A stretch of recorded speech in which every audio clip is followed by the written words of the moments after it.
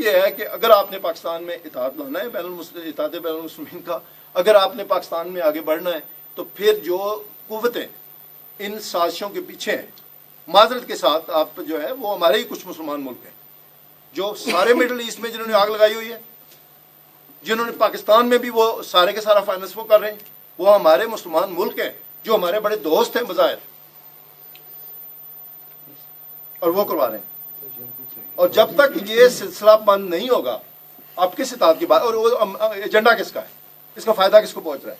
اس کا فائدہ پہنچ رہا ہے امریکہ کو، اس کا فائدہ پہنچ رہا ہے اسرائیل کو، ہندوستان کو، تھینک یو، اس کا فائدہ پہنچ رہا ہے ہندوستان کو۔ تو وہ ہے بینیفٹ وہ کر رہے ہیں، مسلمان کمیونٹی تباہ ہو رہی ہے، مسلمان ملک تباہ ہو رہے ہیں، پاکستان تباہ ہو رہا ہے، آگ لگی ہوئی ہے۔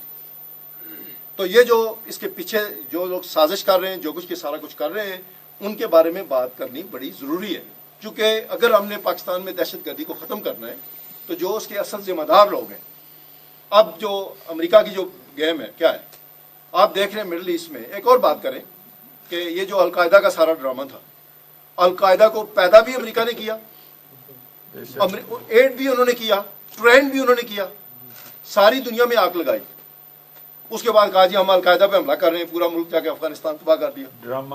بالکل آج ایجپٹ کے اندر، آج سیریا کے اندر خاص کر وہی لوگ، انہی کو پیسے دے کے، انہی کو اسلحہ دے کے، انہی کو ٹرینڈ کر کے وہی لوگ آج لڑ رہے ہیں سیریا کی گورنمنٹ کے خلاف۔ تو یہ کہتے ہیں القاعدہ ہماری سب سے بڑی دشمن ہے، پھر اس کے ساتھ مل کے آپ کیوں سیریا کی گورنمنٹ کے ساتھ لڑائی کر رہے ہو بھائی؟ تو جب تک، اور اس کو سپورٹ کون کر رہا ہے؟ مسلمان ملک کون سے سپورٹ کر رہے ہیں؟ تھینک یو، سعودی عرب کر رہا ہے، قطر کر رہا ہے۔ سارا جو اس وقت جو ساری فنانسنگ ہے وہ سعودی عرب اور قطر کر رہا ہے، امریکہ کے حکم پر کر رہا ہے، اور یہ ساری گیم وہی پاکستان میں کروا رہے ہیں۔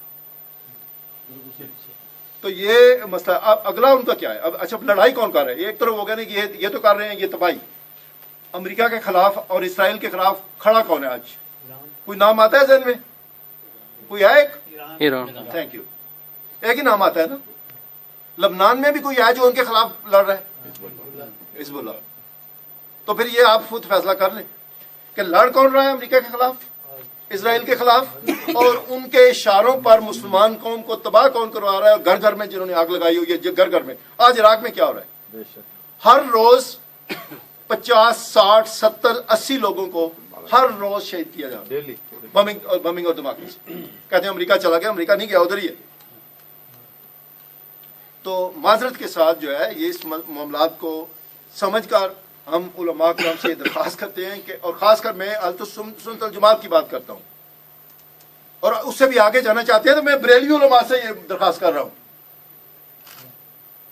جو اہل سنت والجماعت ان کو ہم سمجھتے ہیں، کہ آپ لوگ خدا کے لیے غلط اور جھوٹ کا نتارہ کریں، اپنے آپ کو واضح کریں کہ یہ اہل سنت والجماعت کے نام پر مت کرو یہ خون کی ہولی کھیلو۔ آپ کی تو کوئی لڑائی نہیں ہے، آپ تو اہل بیت کو ماننے والے تھے۔ تو یہ کہانی ہے ساری، اس کہانی کو کھلا کر بات ہم لوگ نہیں کرتے۔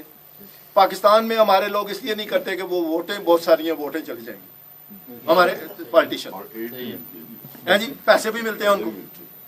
ادھر باہر ہم نہیں کرتے کہ جی ہمارے لوگ ناراض ہو جائیں گے، پر ٹھیک ہے، پھر ان کو بھی راضی رکھو، ووٹیں بھی لیتے جاؤ، ملک تباہ ہوتا ہے بھلے ہو، مسلمان قوم تباہ ہوتی ہے بھلے ہو، ٹھیک ہے۔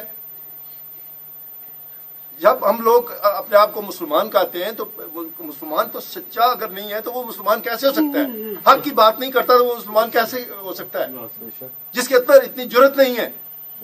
آپ جہاد کی بات کرتے ہو، سب سے بڑی جہاد تو یہی ہے اس وقت کہ آپ جھوٹ اور سچ کا نتارہ کرو۔ اگر پاکستان سے ہم دہشت گردی کو نہیں روک سکے اور یہ جو تباہی ہو رہی ہے دنیا میں اس کو نہیں روک سکے تو ہمارا کوئی پرسانے حال نہیں ہے۔